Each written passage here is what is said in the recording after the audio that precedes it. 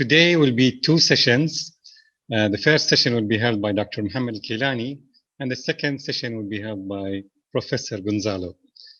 Dr. Mohammed Al-Keilani is a consultant neurologist and epileptologist and in charge of neurophysiology in Rashid Hospital. He had his residency and fellowship program in the United States of America. He has many contribution done in ward of epilepsy and epilepsy service in Rashid Hospital. And we are in process of having EMU program in Rashid Hospital. Dr. Keilani today will be holding a lecture on new classification of epilepsy. Dr. Keilani, the phone is yours. Okay.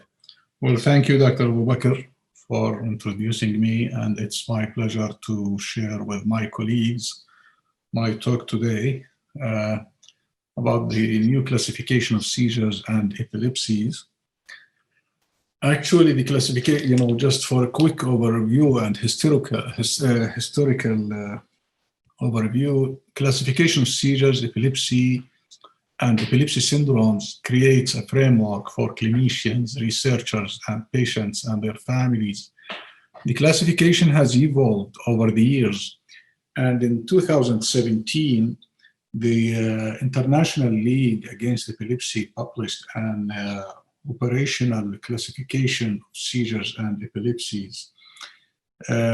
Understanding this classification is important in the diagnosis, treatment, and understanding of seizures and epilepsies, including epilepsy incidents. I hope this is my first time using this Mac. Okay, so seizures and epilepsy types were not distinctly classified until 1969, where the first classification was done by Gastu. And actually, there was some initial resistance for this until 1970. Then in 1981, the International League, informed by advances in technology, especially with the introduction of video EEG, published a classification of seizures, followed by a proposal of epilepsy classification in 1985, then was revised again in 1989, wherein the concept of an epilepsy syndrome was introduced. Oops, I'm going back. Okay. This here, actually, I'm just showing, probably the article for people who are interested to go and read in more details. This paper was published by Robert Fisher et al., and they are actually the task force assigned by the International League Against Epilepsy to come with the new classifications. So now there are practically clinical definitions of epilepsy in 2014 were formulated. Epilepsy initially was considered as a disease of the brain, defined by any of the following conditions. Actually, at the beginning, we used to say at least 2 unprovoked or reflex seizures occurring in more than 24 hours apart. However, then they came up with 1 unprovoked or reflex seizure, and the probability of further seizures similar to the general recurrence rest after 2 unprovoked seizures occurring over the next 10 years. And what does that mean? For example, we know that, for just an example, a patient probably who had a stroke, then developed a seizure maybe a couple of months later, then we know probably he has the similar seizure recurrence, at least 60%, as somebody who has 2 seizures within a period of time more than 24 hours. And also, there was the diagnosis of an epilepsy syndrome, where it became more important to come up with the diagnosis of a syndrome. Now, epilepsy is considered to be resolved for individuals who had an age-dependent epilepsy syndrome, but are now past the applicable age, or those who have remained seizure-free for the last 10 years, with no seizure medicines for the last 5 years. Again, here, epilepsy is a disease of the brain defined, actually, I think I'm going back and forth. Sorry. Oh, yes. Okay. Then going back, so we can understand what are the differences between the new classifications and the old classifications. The international classification of seizures, we'll talk about seizures first, then we talk about epilepsy. In 1981, it was dichotomized into partial and generalized seizures. And as you see, partial also was divided into simple partial, complex partial, partial evolving to generalized tonic-clonic seizures, depending on the level of awareness. And generalized seizures were classified into 6 different types, as you see in this slide. And the third class was called unclassified epileptic seizures. But that may create a lot of confusion. And as you see the terminology here, simple partial seizures, simple, probably the term of simple, it may be misleading among different clinicians or even for the patient himself. They may understand it's simple, that doesn't have significance. Complex partial seizures also may impact some other meanings for patients or even for clinicians. Complex, which makes it more dangerous. So as you see here, the main difference was the impairment of consciousness. Sometimes it may begin with simple symptomatology, then evolve into complex partial. As you see, I don't want to go over details for the sake of time. I think most of us are familiar with these classifications. This slide shows that the simple partial seizures also can be classified according to the focal symptoms or signs. As you see, it could be associated with motor signs, or it could be consisting of somatosensory or special sensory symptoms. And sometimes it could be just autonomic symptoms as epigastric sensation, pallor, sweating, flushing. And actually these were missed a lot of times by some clinicians other than neurologists. And there are patients who may present with psychic symptoms as simple partial seizures in the past. So then the revision of this classification was done by Fisher et al. In 2017. The motivation for revising the old classification are some seizure types, for example, tonic seizures or epileptic spasms, can have either a focal or generalized onset.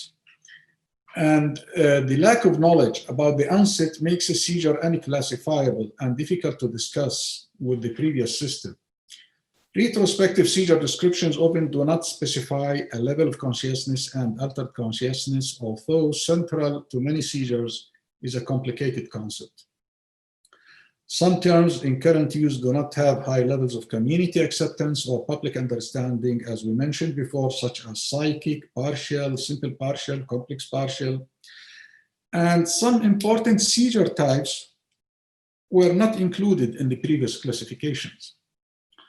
So, to come now, this is a revised classification for seizures, and this is a simple one. It can be, and there is an expanded slide. It will show the same classification, but more expanded. Actually, this can be beneficial for clinicians who are probably not neurologists or people not specialized in epilepsy, so it could be easier. As you see in this slide, with the new classification, they classified seizures into focal onset and generalized onset, and it could be unknown onset sometimes, whether by history, especially in areas where some clinicians probably don't have access for diagnostic studies. And as you see, I don't have the mouse here. I don't know for some reason. The focal onset also can be classified focal onset aware or focal onset impaired awareness. And Adding to that, the motor onset, they could be associated with motor onset or non-motor onset. And they may evolve to what we see here, focal to bilateral tonic-clonic seizures. Generalized onset also, they could be motor or they have non-motor manifestations, as we see in absence seizures, for example. Then there is unknown onset, sometimes by history, especially the EEG is normal, imaging studies are normal. The history may not be clear, and it could be, it may have motor, tonic-clonic, or other motor manifestations, and we may not know by history if it's generalized or focal onset. This is the expanded version. As you see, focal onset aware, or could be focal onset impaired awareness. And by the way, here we go hierarchical, we go vertical in classifying these seizures, but doesn't need to be hierarchical. So we don't, sometimes the physician, it could be difficult for him to get all of these details. So we may end up saying focal onset aware or focal onset impaired awareness with motor manifestations. And it can evolve, as we said, to focal to bilateral tonic-clonic. Again, the generalized onset, they could be having motor, generalized onset, tonic-clonic, or it could be clonic. As we see, this slide is more detailed, and this still also can be simplified, but also can be more expanded, especially for epileptologists and people who are working in epilepsy programs, especially they do epilepsy surgery, where they may need to go through more details. So main changes in seizure type classification with the new classification, they changed the term partial to focal. Certain seizure types can be either of focal, generalized, or of unknown onset. Seizures of unknown onset may have features that can still be classified. Awareness is used as a classifier of focal seizures. The term dyscognitive, simple partial, complex partial, psychic, and secondarily generalized were eliminated. New focal seizure types include automatism, autonomic, behavioral arrest, cognitive, emotional, hyperkinetic sensory, and focal to bilateral tonic-clonic seizures. Atonic, clonic, epileptic spasms, myoclonic, can be either focal or generalized, as we will see in the next coming slides. New generalized seizure types include absence with eyelid myoclonia, myoclonic absence, myoclonic tonic-clonic, myoclonic atonic, and epileptic spasms. So now we'll talk about focal versus generalized. Focal is defined as originating within a network limited to one hemisphere. While in the past, when people, they used to say partial, it's a vague term, and some people, they may think it could be originating only in one spot, let us say in one hemisphere. As you see here, it's a network limited to one hemisphere. Anyway, they could be discretely localized or more widely distributed. Generalized from onset seizures were defined as originating at some point within and rapidly engaging bilaterally distributed networks. The International League Against Epilepsy Task Force emphasized the concept of bilateral rather than generalized involvement of some seizures, since seizures can be bilateral without involving a brain network. The bilateral manifestations need not to be symmetric. The term focal to bilateral tonic-clonic was substituted for secondarily generalized. The term generalized was maintained for seizures of generalized onset from the beginning. And that, for example, you see some seizures, they are bilateral, supported by an EEG that showed generalized epileptiform discharges that are usually symmetrical in both hemispheres, as the condition with absence seizures. Now, seizures of unknown onset, they can be motor or non-motor. The most important use of this classification is for tonic-clonic seizures for which the beginning was obscured. Further information might allow reclassification as a focal or generalized onset seizure. So by the way, I would like to mention here, when you see a patient in the clinic, you may be able to describe, to say focal awareness, focal non-awareness, and you may stop there, or you may say generalized, but with the follow-up visits and having diagnostic tools utilized, then probably we may change the diagnosis, or we may, come with a more clear diagnosis. Epileptic spasms and behavioral arrest are other possible seizure types of unknown onset. They could be whether focal or could be generalized. Epileptic spasms may require detailed video EEG monitoring to clarify the nature of onset, but doing so is important because a focal onset may correspond to a treatable focal pathology. An unknown onset behavior arrest seizure could represent a focal impaired awareness behavior arrest seizure or an absence seizure. So it could be focal or it could be generalized.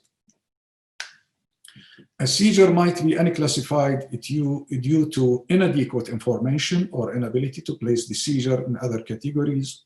If an event is not clearly a seizure, then it should not be called an unclassified seizure. Rather, this classification is reserved for unusual events likely to be seizures, but not otherwise characterized. So, aware versus impaired awareness. During a focal aware seizure, consciousness will be intact. While, and actually as a practical matter, a focal aware seizure implies that the ability of the person have the seizure to later verify retained awareness. So the patient is aware during the whole event and he knows the events during the seizure. Awareness specifically refers to awareness during a seizure, as we mentioned, and not to awareness of whether a seizure has occurred. So some people, he may have a change in his sensorium, then he realized with experience that, oh, I had a seizure. But when we say awareness, that means he was aware of the event and aware of the details of what was going on. Awareness may be impaired without being fully absent. So the patient probably may have a fog. If awareness of the event is impaired for any portion of the seizure, then the seizure is classified as a focal seizure with impaired awareness. Here, this slide shows discontinued and added terms. As you see, they discontinued using simple partial, complex partial, secondary generalized, convulsion, dyscognitive. Then they added focal aware, focal impaired awareness, focal to bilateral tonic-clonic, hyperkinetic, cognitive, emotional. New focal seizure types and the new generalized seizure types were added. Now, common descriptors of behaviors during and after a seizure. This slide was arranged in alphabetical order. As you see, there are different descriptors under cognitive portion. There are emotional or affective, where the person may have agitation, anger, and anxiety, fear, laughing, autonomic as asystole, bradycardia, erection, flushing, gastrointestinal symptoms. As you see, this slide is full of these descriptors. Other descriptors also, some automatisms. So when we use those descriptors, usually you see it more in like epilepsy monitoring unit reports, especially if we evaluate for epilepsy surgery, in order to try to make more precise localization of the epileptogenic focus. So this is a summary of rules for classifying seizures. The onset, decide whether the seizure onset is focal or generalized, using an 80% confidence level. Otherwise, the onset is unknown. Awareness. Impaired awareness at any point. A focal seizure is a focal impaired awareness seizure if awareness is impaired at any point during the seizure. So it doesn't need to be from the beginning of the seizure. Onset predominates. Classify a focal seizure by its first prominent sign or symptom. Do not count transient behavior arrest. Behavior arrest. A focal behavior arrest seizure shows arrest of behavior as the prominent feature of the entire seizure.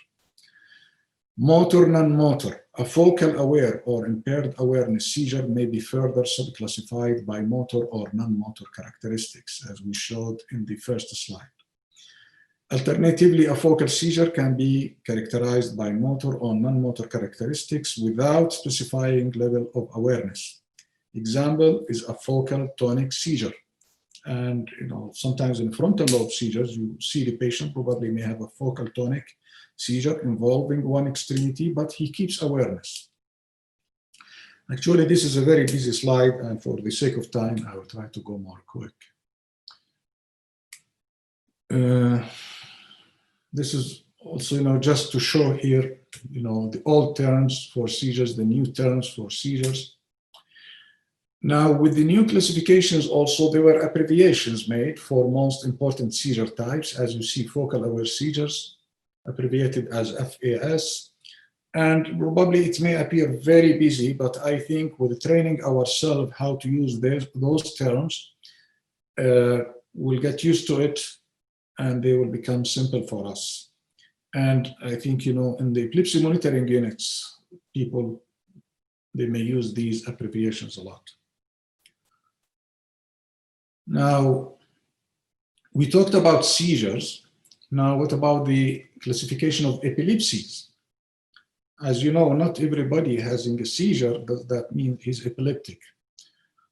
Unless if we go with the definition that we talked at the beginning, about the number of seizures or a seizure with increased risk of recurrence.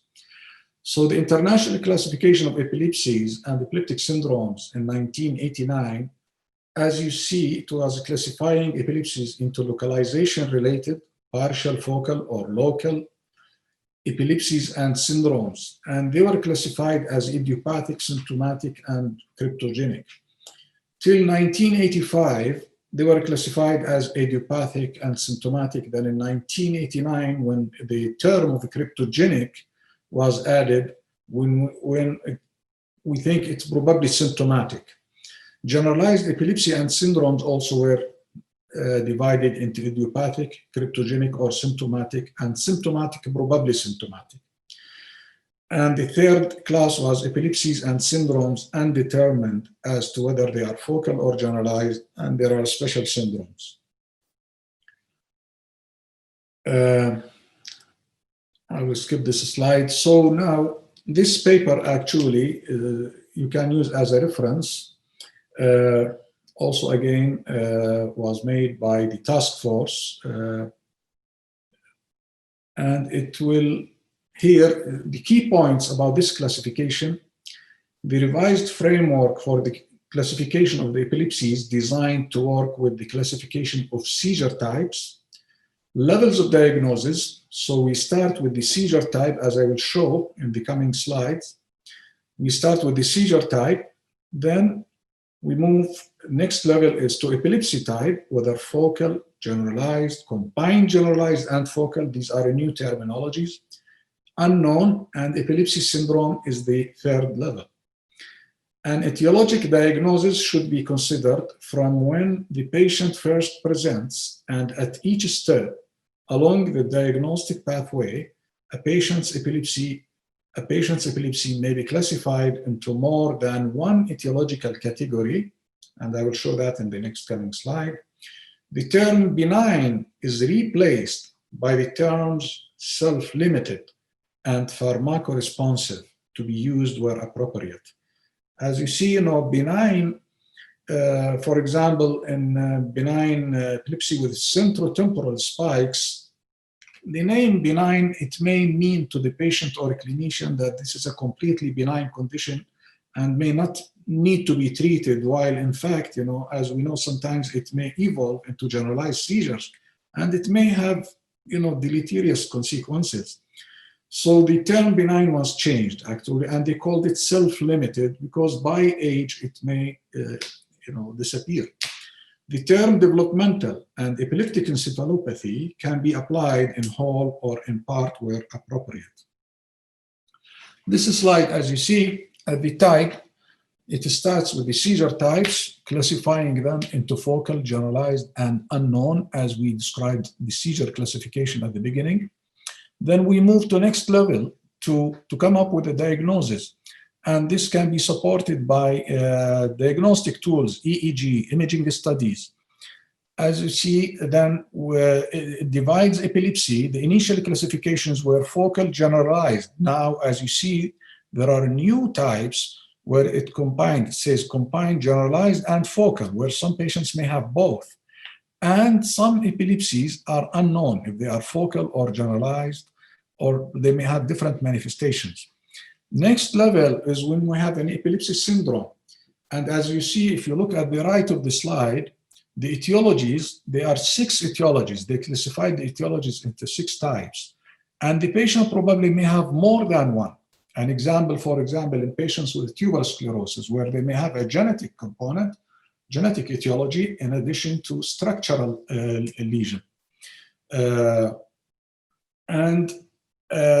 As you see here, we add, they added the immune etiology. We are becoming more aware of immune etiology for multiple types of epilepsies. The last thing is the epilepsy syndromes. And actually on the left of the slide, you see comorbidities also. From the beginning of the first visit with the patient, we classify seizures. We may come up with, we may see the patient, they may have some other comorbidities, whether developmental or cognitive issues. So the seizure type, as we said, the starting point of the epilepsy classification framework is the seizure type. It assumes that the clinician has already made a definitive diagnosis of an epileptic seizure. So if you are not sure if it's then we need to be careful whether it was a pseudo seizure or a seizure. So we need to make sure that it was epileptic seizure.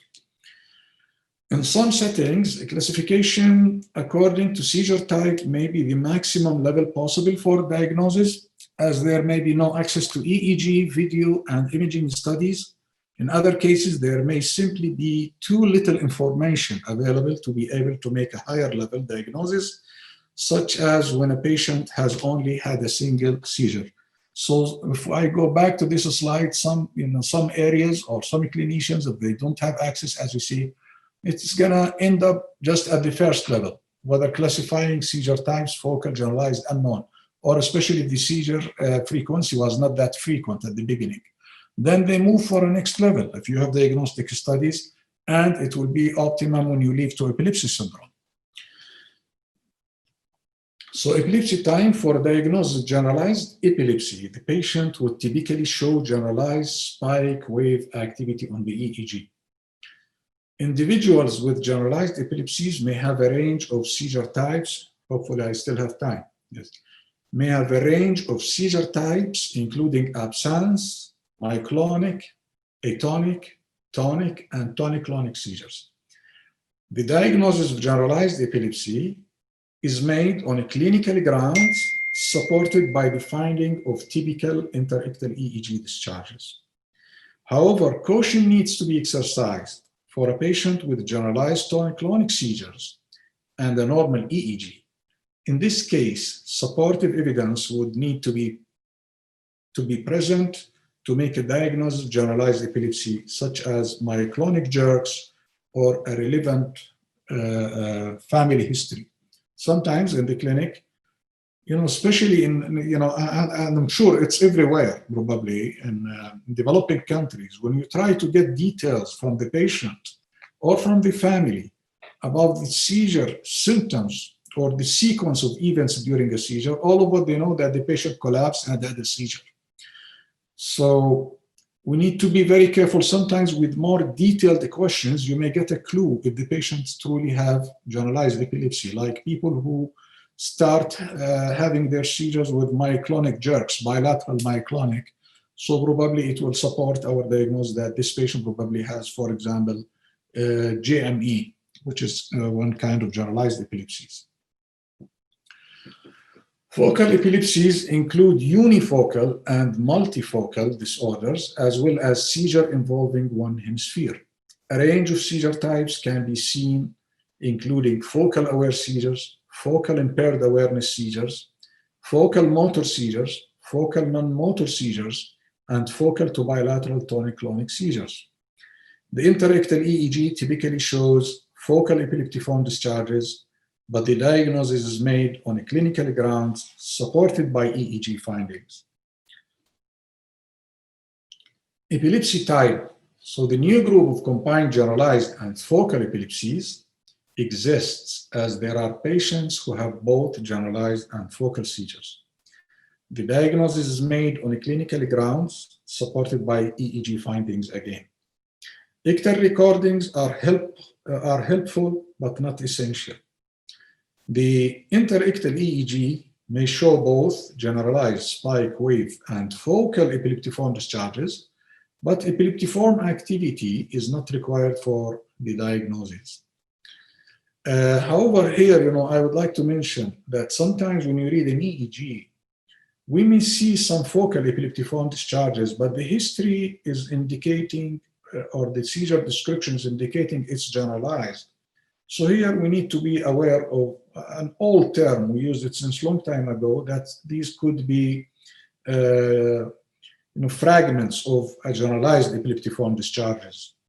However, when we see them, then we need to become more vigilant that probably patients may have both generalized and focal combined. Common examples in which both types of seizures occur as Dravet syndrome and Lennox-Gastaut. The term unknown is used to denote where the patient has epilepsy, but the clinician is unable to determine if the epilepsy type is focal or generalized because there is insufficient information available. There may be no access to EEG, or the EEG studies may have been uninformative, for example, normal, or sometimes may show just generalized slowing, so it does not help us. If the seizure types are unknown, then the epilepsy type may be unknown for similar reasons, although the two may not always be concordant. For example, the patient may have had several symmetrical tonic-clonic seizures without focal features and normal EEG recordings. Thus, the onset of the seizure is unknown and the person has an unknown epilepsy type. As we said, the highest level on the slide with the new classifications is the epilepsy syndrome. And epilepsy syndrome refers to a cluster of features incorporating seizure types, EEG findings, and imaging features that tend to occur together. It often has age-dependent features, such as age at onset and remission, seizure triggers, diurnal variation, and sometimes prognosis. One of the examples, as we mentioned before, could be JME, where you see people, they may have, at certain age, in the teenage, they wake up with myoclonic jerks, or after they wake up, and they may have different seizure types, triggers. There are some people, they may give you certain triggers for their seizures. And then you have the EEG findings with a normal MRI, and you come up with a diagnosis of juvenile myoclonic epilepsy. It may also have distinctive comorbidities, such as intellectual and psychiatric dysfunction, together with the specific findings on EEG and imaging studies. It may have associated etiologic, prognostic, and treatment implications. It's important to note that an epilepsy syndrome does not have a one-to-one correlation with an etiologic diagnosis and serves a different purpose, such as guiding management.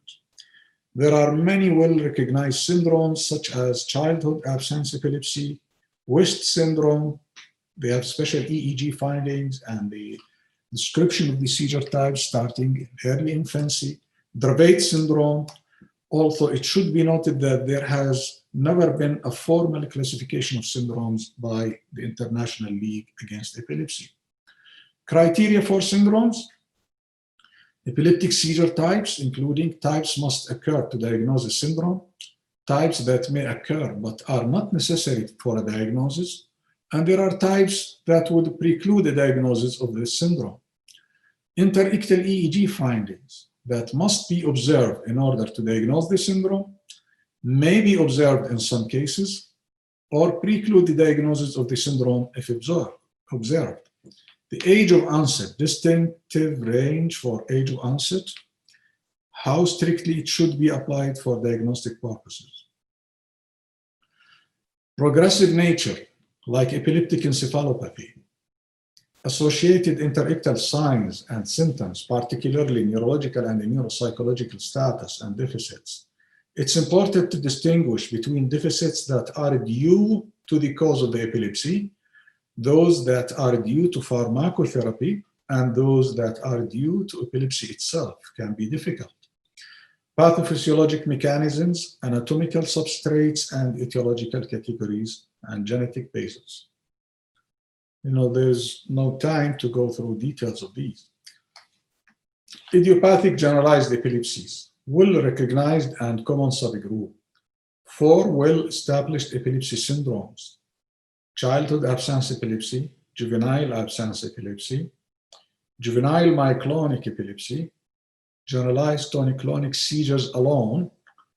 They used to call them generalized tonic-clonic seizures on awakening, but modified in recognition that seizures can occur at any time of the day. And we see that in our practice. Now, self-limited focal epilepsies. All of these are new terminologies, and with the new classifications, probably it may give us a better communication with patients and even among the clinicians. The most common is self-limited epilepsy with centrotemporal spikes, which we used to call benign epilepsy with centrotemporal spikes, or BECTS. Others include in this broad group are the self-limited occipital epilepsies of childhood, with the early onset form described by Paniotopoulos and the late onset form described by Gastou. Other self-limited frontal lobe, temporal, and parietal lobe epilepsies have been described with some beginning in adolescence and even adult life, especially in those people who do not have a structural pathology on their brain images. Etiology. The clinician should be aiming to determine the etiology of epilepsy from the moment the patient presents with a first epileptic seizure. As you remembered when we showed the slide, on the right side of the slide, so the etiology at all levels, from the beginning, description of the focal description of a seizure, going to epilepsy syndrome. So we need to keep looking at the etiology. Often the first investigation carried out involves neuroimaging, ideally MRI where available. This enables the clinician to decide if there is a structural etiology for the patient's epilepsy. The 5 additional etiological groups are genetic, infectious, metabolic, and immune, as well as unknown group. A patient epilepsy may be classified into more than one etiologic category. The etiologies are not hierarchical, and the importance given to the patient's etiological group may depend on the circumstances. For instance, a patient with tuberous sclerosis has both structural and genetic etiology, as I mentioned before. The structural etiology is critical for epilepsy surgery. We know he has or she has genetic and structural pathology, but the epileptic seizures can be treated by surgery here, whereas the genetic etiology is key for genetic counseling and consideration of novel therapies such as mammalian target of rapamycin, MTOR inhibitors. Comorbidities. Many of the epilepsies are associated with comorbidities such as learning, psychological, and behavioral problems. These range in type and severity from subtle learning difficulties to intellectual disability to psychiatric features such as autism, spectrum disorders, and depression, to psychosocial concerns.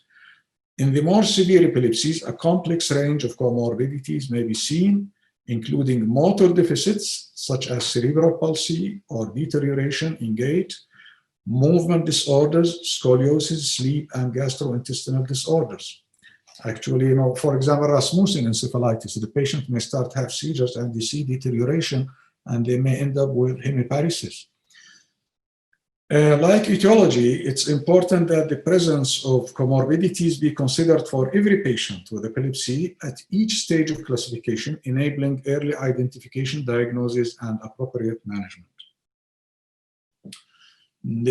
Here again, just to stress on some points, the new terminologies, developmental and epileptic encephalopathies can be developmental or epileptic or both. It replaces symptomatic generalized epilepsies. Malignant and catastrophic terms were removed. Self-limited and pharmacoresponsive replace benign. Again, this is a slide to just to remind. So as we see here, coming up with the classification briefly, start with first level seizure types, focal, generalized, or unknown, moving to next level to come up with epilepsy type. Then if we can come up with epilepsy syndrome, on the left side of the slide, comorbidities can be mentioned from the beginning with the first counseling. Etiology also need to be looked at from the beginning through the whole process of coming up with whether we reach to epilepsy type, diagnosis, or epilepsy syndrome. And I hope this, I think questions will come late or now. Okay. Is there any way that original diagnosis type might change after some time due to progression of seizures, epilepsies? Yes, yes. I think we, as I mentioned before, during the first visit, you may come up with a seizure type, but then also again, as I mentioned before, you need to make sure it is a seizure, epileptic seizure, or it could be something else.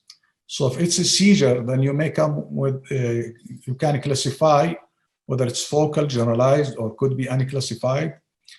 Then you with having tools like EEG, imaging studies, or when you get more clear history, probably through some other witnesses, through subsequent visits, then you may gather more informations and you may change actually the diagnosis, whether they are seizures or epilepsy type.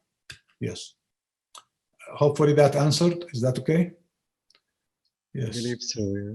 Okay, sir, if the seizure duration is less than 10 seconds or might 8 seconds, and all the features and semiology fulfill seizure, but the duration is less than 10 seconds, we call it a seizure or not?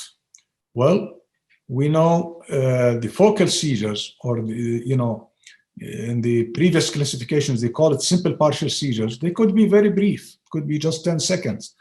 Actually, like aura, using the old terminology, we call it simple partial seizure. And aura by itself is a simple partial seizure or a focal seizure. So it may not have motor. So there are non-motor manifestations, or could be behavioral. Yes, it may last 10 seconds. It could be. And you can make sure also, you may become more confident through, when you take a detailed history, they may tell you that the initial manifestation or the symptom, it could be a feeling, for example, like gastric aura for 10 seconds, followed by some other, whether behavioral or motor or non-motor manifestations in progression of a seizure, and it may end up with focal bilateral tonic-clonic seizure. Yes, so sometimes people, they may have only the beginning of it. It could be 10 seconds. Okay, if the discharges are frequent, independent, and multifocal, will we call a seizure or not, because the discharges were frequent? Well, I'm not sure if this is a clear question. Do you mean how frequent they are? Are they becoming, like a cluster? Are they becoming in trains? Sometimes we call them in trains.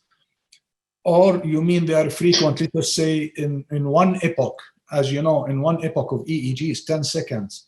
Let us say if I see 2 or 3 epileptiform discharges, and even if they are multifocal, I will not call it a seizure. An ictal discharge, usually, the typical ictal discharge, it may start and it evolve, whether in amplitude or frequency, over a period of time, at least 10 to 15 seconds. Dr. Al-Kilani, were certain classification terms like dysfunctional, discontinued, purely for clinical accuracy, or also to avoid social stigmas or family distress? I think, I'm not sure about this, but I think probably for both, it's valid. Whether, dysfunctional, what do they mean by dysfunctional? So we try to avoid any confusing terms. And, about social stigma or family distress, we know that epilepsy is a cause of dysfunctional life. Epileptic patients, they may become dysfunctional.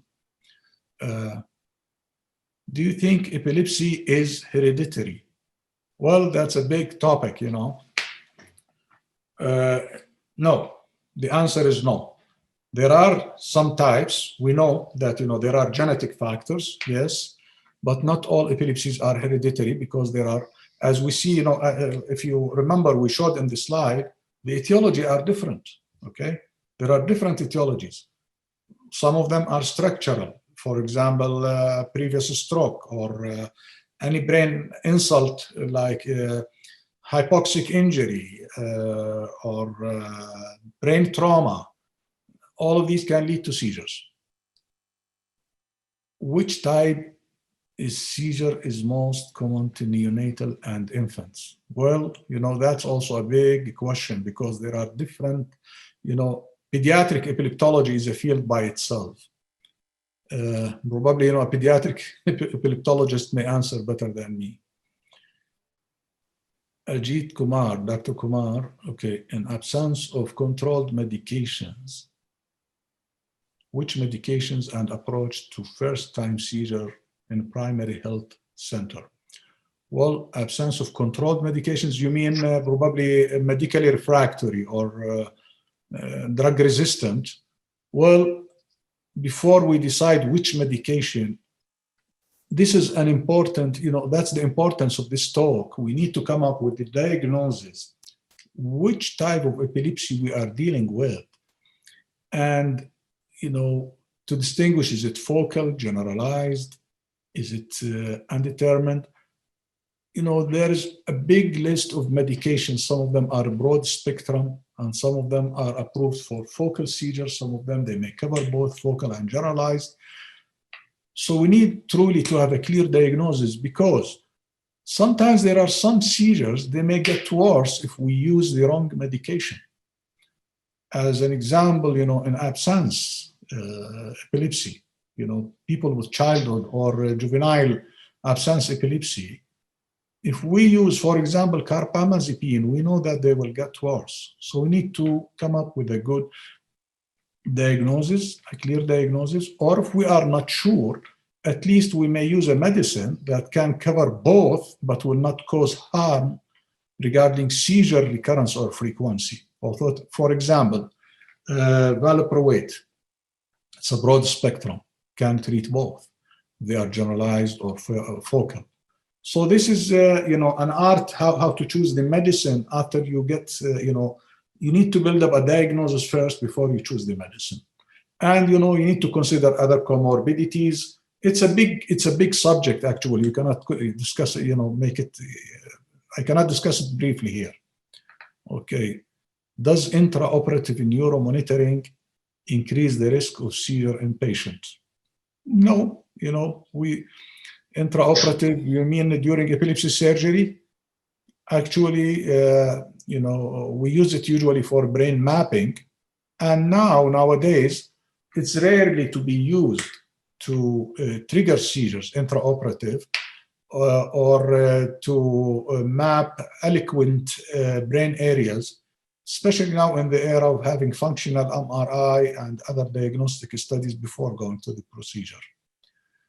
Is there specific anti-epileptic drugs for each type of seizure? Generally, I would say no. but we know that certain medications work better, and actually each medicine, when it was introduced into the market, it was initially approved, for example, for for focal versus generalized. So there is nothing called specific, unless, for example, in absence seizures, people who have juvenile or child absence epilepsy, probably we use Zarontin, but still we can use other medications.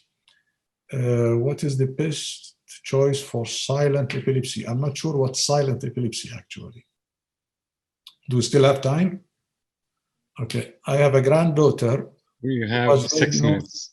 Okay, a granddaughter who was diagnosed as epilepsy at the age of 6 months.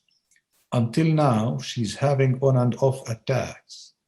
My question is, there is a possibility that she will improve or the epilepsy will subside as she grows? Well, I have a granddaughter. You did not tell me how old is this patient now. You said granddaughter. So it depends on the diagnosis of which kind of epilepsy. For example, if she was diagnosed with West syndrome, if she was diagnosed with epileptic encephalopathy. Epileptic encephalopathies usually are progressive. So actually, I cannot answer the question. She needs to be evaluated to know which type of epilepsy she has. Did they choose the right medicine? Then we can discuss the prognosis and the available treatment options. Please explain status epilepsy classification. Wow, we need a big talk. Sorry, doctor. Okay, we need another talk. Are seizures painful or dangerous? Of course, some seizures, there is pain. Some people, they may feel pain at the beginning of the seizures. Like, for example, for tonic seizures, where they feel the hand is stiff, and some people, they may describe it as pain. Dangerous, it depends on the kind of seizures. Of course, some seizures are dangerous, especially if they become generalized. If the patient's having what we call generalized tonic-clonic seizures, they lose consciousness. If it doesn't stop, if it lasts more than 5 minutes, then it could endanger their life, actually. Other than the risk of injuries from seizures, when people lose consciousness or they lose awareness, whether completely or partially, they don't know what they are doing. They are at risk of having car accidents. They are at risk of falls from heights. Different factors can lead to injury. MRI role in early diagnosis. Yes, it plays a major role. However, there are different, some types of epilepsy syndromes that can be diagnosed by history and EEG, for example. There is no need an MRI. Example for that, absence epilepsy, or JME, juvenile myoclonic epilepsy. Usually such patients, they don't need imaging. Is the childhood seizure will affect the elder age? Carbamazepine is best to use if feeling tensions and anxiety, headache in elder age. Childhood seizures will affect the elder age. Some kinds of epilepsy, as we mentioned before, they are self-limited. So basically, they will improve after a certain age. It depends on the diagnosis, which kind of epilepsy. If it has a lesion for that, if the brain MRI is abnormal, there is a tumor or there is a scar on the brain, probably they may continue having seizures and they may need surgery in the future. Now, carbamazepine, as other medications, carbamazepine, as lamotrigine, as oxcarbazepine, valproic acid, all of these medications that can treat epilepsy as well as treating some mood disorders, especially depression and anxiety. How we can classify vertiginous epilepsy? I will call it focal, but it's vertiginous. One more question, Yes. Dr. Kinani, then we move to the next topic. Okay, if a surgeon wants more question. a surgery for his patient, but the EEG findings are not focal, instead of focal, the findings are multifocal. Did the surgeon do the surgery or not? Well, that's a big subject. It needs, counseling in the epilepsy clinic and to look at the complete history, the EEG findings before I say yes or no. How is PDS is characterized in epileptic? PDS, paroxysm. I'm sorry, probably I don't know the abbreviation, or I may forget what is it. In GTC. Thank you very much, Dr. Mohammed. Thank you. Thank you. I just want to tell you that we have so far reached more than 1,000 participants. So it's a great number, and we thank the organizer and the sponsor for arranging this meeting. Wow. Next talk would be on interesting. Even my daughter, she's a medical student, or she's going for medicine. She asked me to join. So I guess this topic is getting too much attraction. 1001. Yes. Thank you. Thank you, Dr. The next talk would be held by Professor Gonzalo Alarcon, who is senior consultant and epileptologist, who's going to be presenting on management of different management of epilepsy in women. Professor Gonzalo, the phone is yours. Thank you very much. Thank you for your kind invitation, and I'm very happy to be with you. Right, thank you. So this is a very fascinating topic. Thank you very much for inviting me to talk about this. I have no disclosures. This is the summary of my talk. We'll talk about preconception considerations, pregnancy, breastfeeding, and other issues not to do with reproduction. But I think what I would like to emphasize in the talk is that when we first see a patient, a female patient with epilepsy, we need to assess many things. Traditionally, it was just if she was on childbearing age, then the risk of teratogenicity. But over the years, a number of other issues have arisen that we need to discuss: conception, contraception, pregnancy, breastfeeding, and so we'll talk about it in this talk. These are typical questions that women of childbearing age come with usually in the first, often in the first clinic. These patients should be reviewed by specialists, as we will see. We should, of course, do all this general assessment of epilepsy, discuss the risk of SUDEP, with different anticonvulsants, prescribing folic acid, and so on, for the reasons we'll talk about. But another question which very often arises, which is, can I pass the epilepsy to my children? And there was one or two questions on this in the previous talk. So as we heard, not all type of epilepsies are genetic, but some are. So if the patient has idiopathic epilepsy, the old term idiopathic epilepsy, which is now sort of genetic, non-structural, non-metabolic epilepsy, then the risk of passing it to your children is relatively small. It's only about 5% if one patient has the syndrome.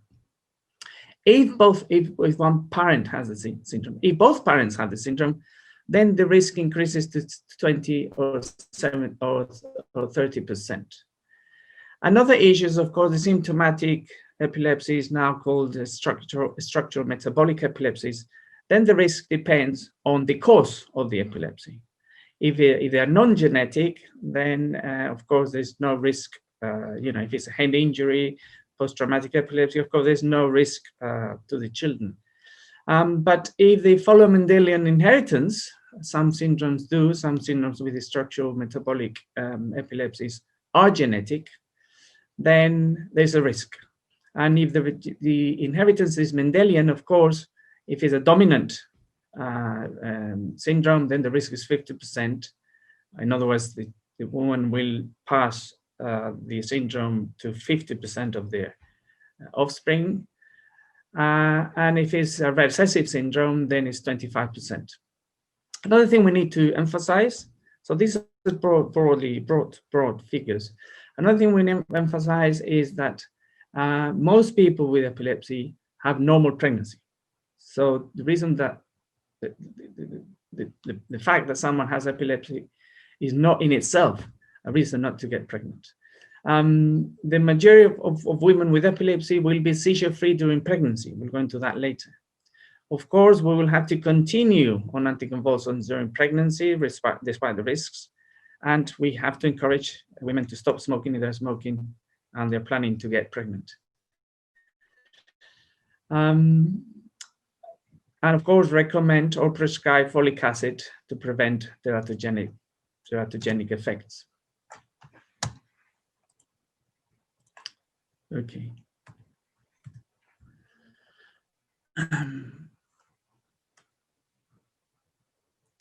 So the other thing we need to take into account is there's a high proportion of unintended pregnancies in general population. It's about 65%. In women, it's even higher. Nearly 80% of pregnancies are unintended. So that means really that we cannot wait for a woman to get pregnant in order to give advice. And we cannot wait for a woman to plan pregnancy in order to provide advice about pregnancy, because many of the pregnancies are unintended. And we should avoid changing anticonvulsants during pregnancy, or even changing much of the dose. So that means we should aim at keeping the patient seizure-free if possible before pregnancy.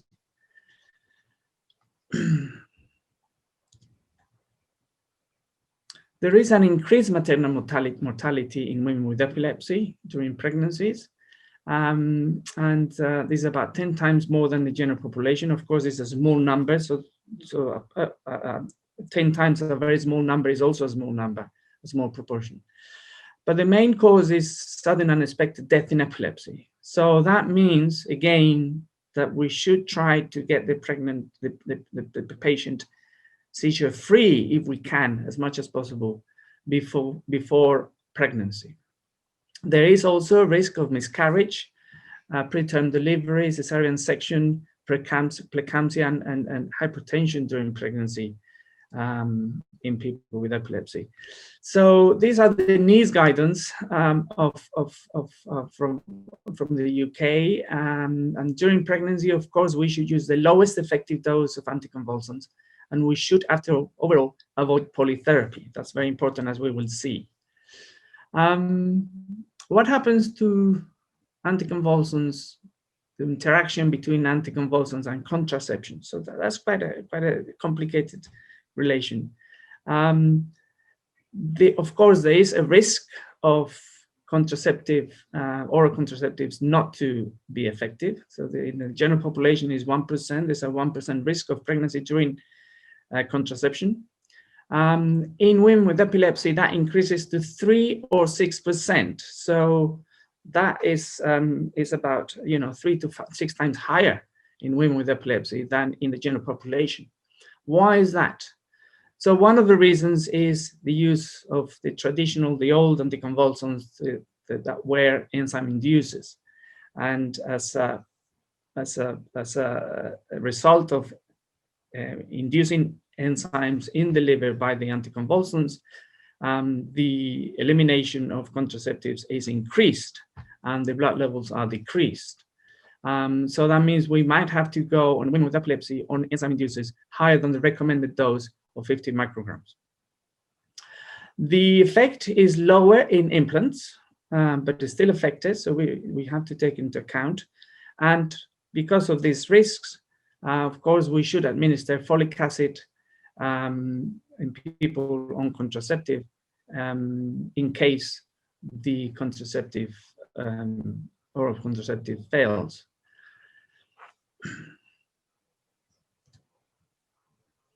And which are the main enzyme-induced drugs? in terms of anticonvulsants. So the most common, the most effective, or the classical enzyme inducers are the old anticonvulsants: phenobarbital, phenytoin, carbamazepine, oxcarbazepine, and topiramate at high doses. So these, because they induce enzymes in the liver, they increase the elimination of other drugs like warfarin, statins, anti-poor cholesterol, or contraceptives, and these drugs become less effective. We have among the anticonvulsants an enzyme inhibitor, valproate. This anticonvulsant, it reduces the metabolic rate, the elimination rate in the liver, and of course it can then increase the levels of lamotrigine, phenobarbital, and other drugs. So we have to take this into account during pregnancy and during contraceptive. What is the relation to the mutual interaction between anticonvulsants and the contraceptive pill? This is interesting because some anti-epileptic drugs reach levels of oral contraceptives, and these are mainly the classical enzyme inducers plus the lamotrigine. But the oral contraceptives also reduces the levels of anticonvulsants, particularly for oxcarbazepine, lamotrigine, and valproate. And there are other studies that show that there are no interactions between these anticonvulsants and oral contraceptive. As you can see, valproate is in both lists. And these anticonvulsants that do not affect oral contraceptive or the opposite are mainly the new anticonvulsants plus the benzodiazepines, lacosamide, levetiracetam, pregabalin, and so on. Now, if the patient happens to want to get pregnant, then we have to consider other factors. First, the fertility rates is lower in women with epilepsy than in other, in general population. About more than one third of menstrual cycles are anovulatory. And there are a number of factors for this. There are social factors. There are lower rates of marriage or later marriage in women with epilepsy. Many women with epilepsy self-isolate because they're afraid of having a seizure in public, so they don't go out. They are decreased sexual activity, either because of the syndrome or because of anticonvulsants. There is also a personal choice. Some women do not want to get pregnant because they don't want to pass the epilepsy to their children, since it's such a horrible disease. There are also genetic factors. Some syndromes are genetic and have a high level of infertility. And also the anti-epileptic drugs. Many of them affect the libido, they affect hormonal levels, and of course valproate can produce polycystic ovarian syndrome, which is fortunately reversible in most cases and produces infertility.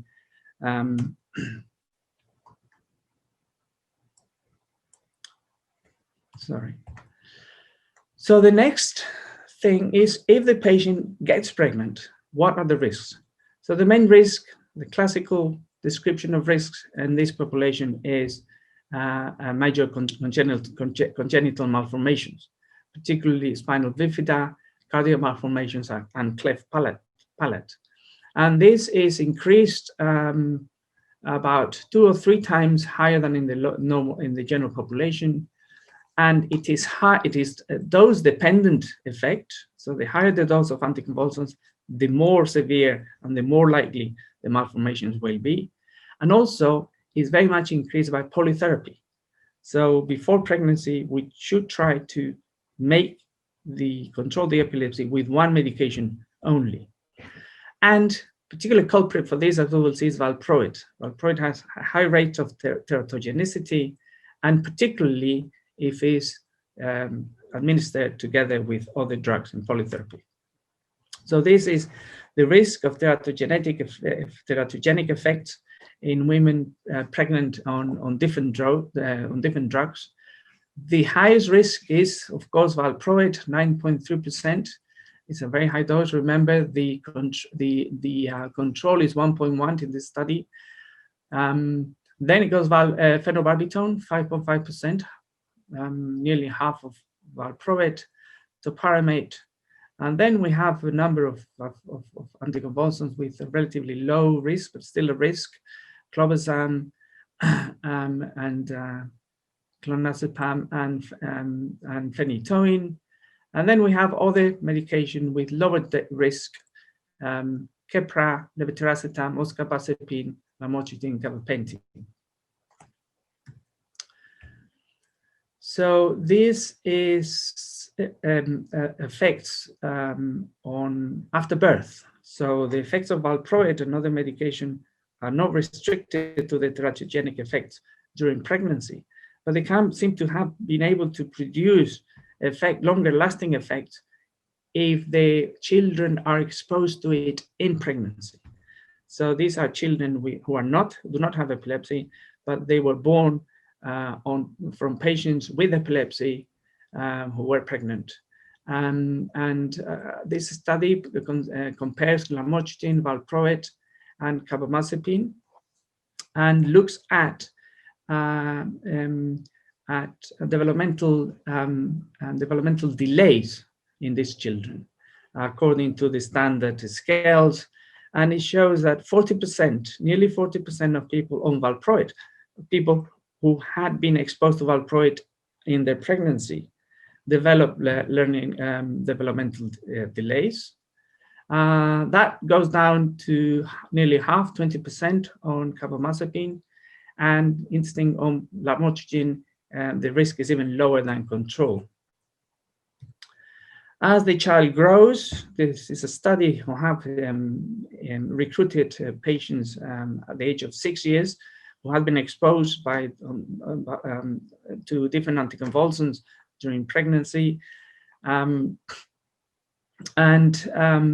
the valproate shows a lower IQ than the others. So again, this is valproate seems to be the worst. And this is a interesting Danish study which looks at school performance. So this is an overall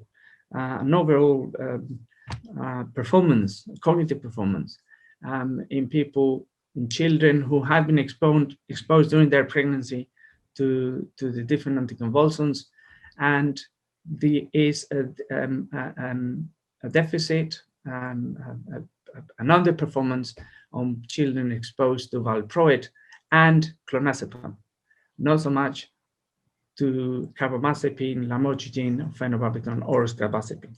So this is interesting. So when you expose babies, fetus, to different anticonvulsants, some of them can produce teratogenicity, but also longer lasting cognitive effects and developmental delays later in life.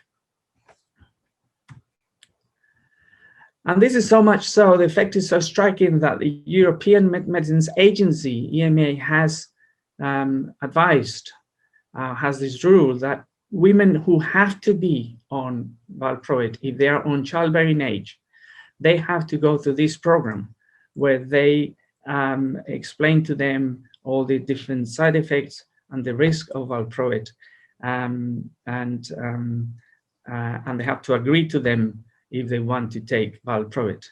Of course, they will be offered alternatives if possible. What happens to anticonvulsants during pregnancy? This is another big chapter. So some levels of anticonvulsants are decreased in pregnancy, particularly of oscarbazepine, lamotrigine, and valproate. And this is probably due to a number of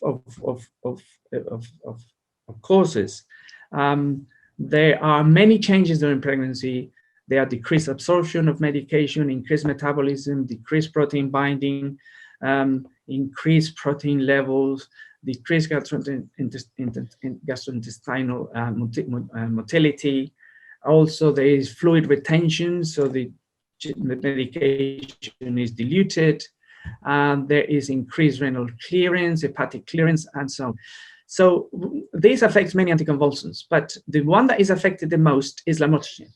Lamotrigine is metabolized by the glucuronyl transferase in the liver, and any and the estrogens and progesterone induces this enzyme in the liver and reduces the levels in blood. Sometimes the clearance is reduced by 94%, and often in pregnancy we need to increase, double, or even sometimes multiply by 3 the pre-pregnancy level dose of lamotrigine to keep the same levels in the blood. Remember that the effective fraction of the drug, of any drug, is the free levels. But what we measure in the standard test is the overall level in the blood of the drug, the amount, the fraction joined to proteins, and the free levels. So in pregnancy, as we have seen, there are different changes in protein levels, and what we need to look, if we need to look in terms of blood level monitoring of these drugs, is the free levels. Unfortunately, the time is over. Do I have a few minutes? Okay, only 1 more minute, please. Okay. Then we have many questions. So what happens to the impact of pregnancy on epilepsy? In some patients, the epilepsy gets worse. In others, it gets better. Overall, it doesn't change. What we need to know is that the best predictor to become seizure-free, to be seizure-free pregnancy, is to be seizure-free before pregnancy. These are the risk of seizures on pregnancy: maternal fetal hypoxia, heart rate deceleration, increases risk of labor and premature and stillbirth. What do we need to do in pregnancy? First, to avoid polytherapy, to try to use the lowest dose, and to check, if we want to check, free levels. And we need to, of course, administer folate, which decreases the risk of teratogenicity. And if in patients with enzyme inducers, we should administer vitamin K for the last 4 weeks of pregnancy to reduce hemorrhage in the neonate.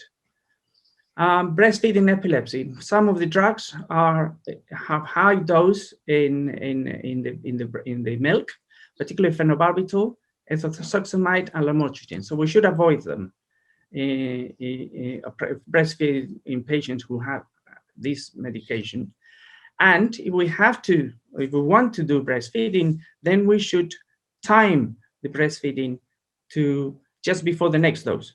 So do the breastfeeding, if possible, when the levels of the drug are lowest. Catamenial epilepsy. Many patients have seizures, particularly around their period, so we can treat them with clobazam, 10 milligrams Nocte, for 2 days before the period and during the period, and that reduces the problems of tolerance and addiction. And we can also give acetazolamide, which has a mild diuretic effect. It is also effective. Weight gain and cosmetic effects.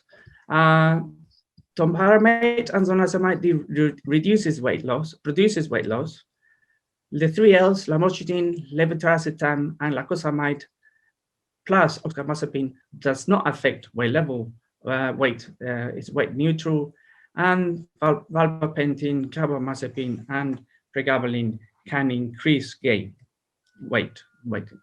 The other problem with women in epilepsy is, of course, women are high risk of osteoporosis and fractures, and enzyme inducers can induce enzymes in the liver, but also in the bone, and can increase the risk of osteoporosis.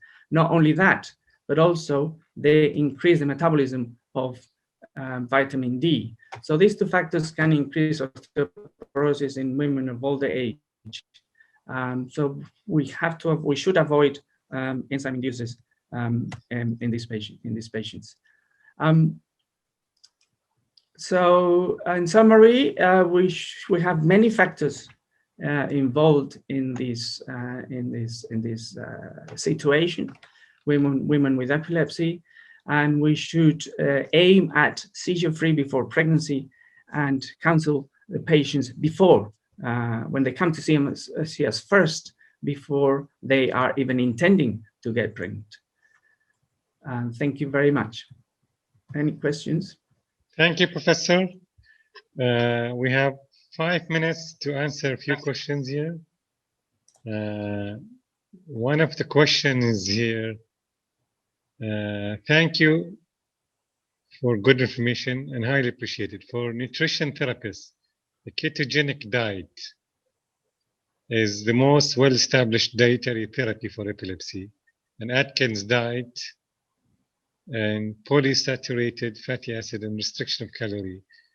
Probably they want our opinion about it. Sorry, what is the question? Ketogenic and Atkins diet. In women or? Overall for epilepsy. Yeah, I mean, it is effective, and but it's very difficult to keep.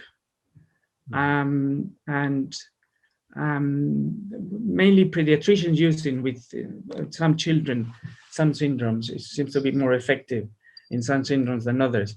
For adults, it seems to be very difficult to maintain, and also increases the cholesterol and other things that. What I would say at the moment is mainly as second choice treatment, and in my experience, mainly pediatricians use it, but it's not the first choice. Probably if the patient is having a tractable seizure and we're exhausting all the anti-epileptics, we can consider this. Exactly. How can we induce paroxysmal non-epileptic seizure in patients with an EMU? Well, there are different maneuvers. Is a suggestion, yeah. So there are many ways. I mean, in some centers they have injected saline IV. Others do photic stimulation. Others they just suggest to have a seizure through speaking to the patient. So most of them you ask the patient to have this particular maneuver because it can induce seizures in some patients. So it's a form of psychological suggestion. So there's another interesting question. Is seizure curable if you treat it early? Well, this is an old question. Of course, the problem arises when patient comes the first seizure. So when patient comes the first seizure, or the second has the first seizure or the second seizure, there is a school of thought that believe that the seizures beget seizures. So if you have more seizures, you're more likely to have seizures later. And this is mainly based on the Kindle model in animals. So these are rats, usually rats that you stimulate the hippocampus and produce seizures. You stimulate the hippocampus repeatedly, and initially you don't produce seizures. But if you carry on stimulating, a stimulation that will not produce seizures earlier will end up producing seizures. And the more you stimulate, the more seizures will be produced, and the more seizures the rat will have. This has never been proven in humans. In fact, in humans, overall, if you consider all the epilepsies, the prognosis is quite good. So the fact that you had a few seizures doesn't mean you're going to have more seizures at all. So I don't believe that so much in humans. It is true that the cause of the epilepsy, the cause of the initial cause, will determine what will happen to the patient. So some, as we heard in the previous talk, some syndromes are self-limited. They might have many seizures and then stop having seizures according to the syndrome and according to the age. And others, in other syndromes, the seizures continue and the epilepsy gets worse. But very often the epilepsy with the years gets better. So that will go against the model of kindling in humans.